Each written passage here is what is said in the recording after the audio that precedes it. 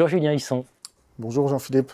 Julien Husson, vous êtes professeur des universités, vous êtes directeur de l'IAE Metz School of Management. Tout à fait.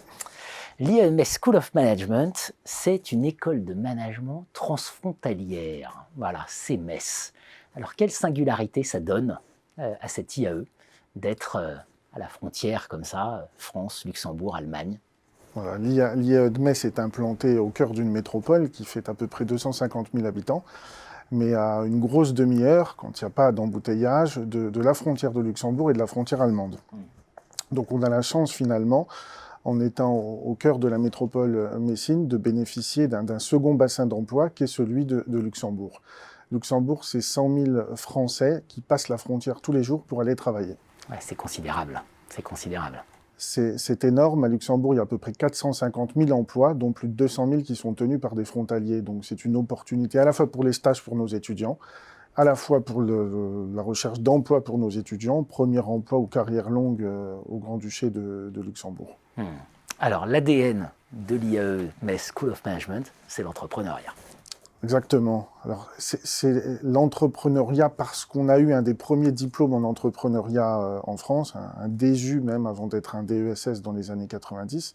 Et puis je crois que cette culture de l'entrepreneuriat a diffusé auprès des équipes, auprès des enseignants-chercheurs et des personnels administratifs, ce qui fait qu'aujourd'hui, j'ai la chance et le privilège de diriger un IAE avec une équipe de porteurs de projets. Ils sont tous pleins d'idées et mon rôle, c'est d'impulser et puis simplement derrière de les accompagner. J'essaye de faire peu de régulation.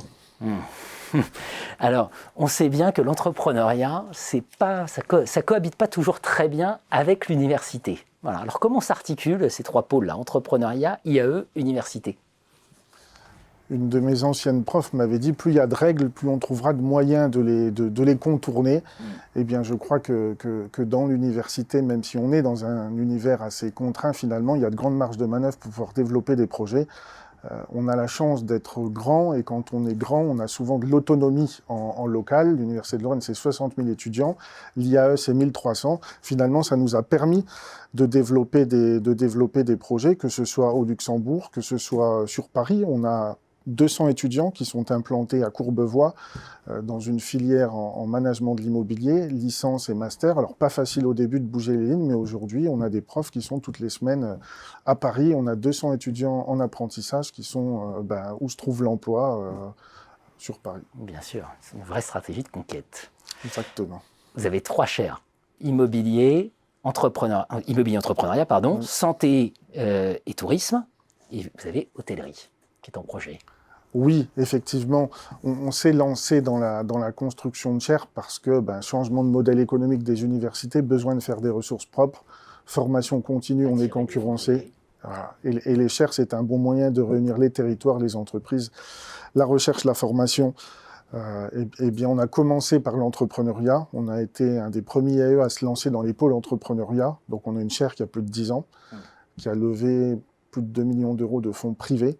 On a une chaire dans le domaine de l'immobilier qui a été construite avec la Fédération nationale des agents immobiliers ici à Paris. Puis la dernière, c'est la chaire santé. Et puis le projet, c'est la chaire tourisme et hôtellerie qui est un peu entre parenthèses cause Covid. Bien sûr, bien sûr.